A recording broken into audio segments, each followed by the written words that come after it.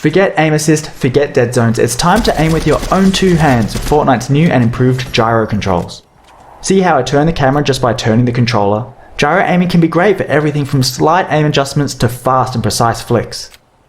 Whether you like to hold the controller upright, flat, or somewhere in between, you should find that Fortnite's new gyro controls give you a really natural command over the camera and over your weapon.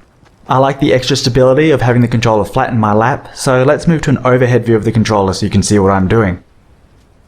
From a small layer of extra control just when you need it, to something that can more drastically change how you look around the game world, Fortnite has a wide variety of new options here.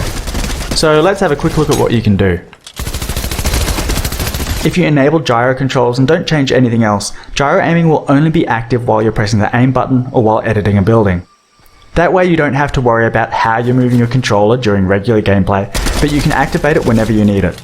Of course, aiming with the look stick still works as normal, even while gyro is active. Players can still use the look stick for big camera movements and just rely on gyro to line up a shot or track a moving target. Other players like to have their gyro always on. If that's how you're playing, it's usually a good idea to customize your controls so that you have a gyro modifier button. Pressing and holding the gyro modifier button will disable the gyro so you can reposition your controller without messing with the camera. Playing like this, you could even do away with the look stick entirely if you really wanted to. But let's try something different with the stick. When gyro controls are enabled, you also have the option to use flick stick. Flick stick lets you turn the camera by rotating the stick.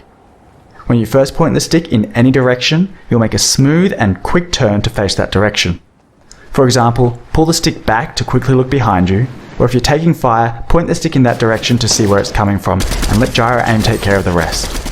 Once the stick has been engaged, rotating it will rotate the camera.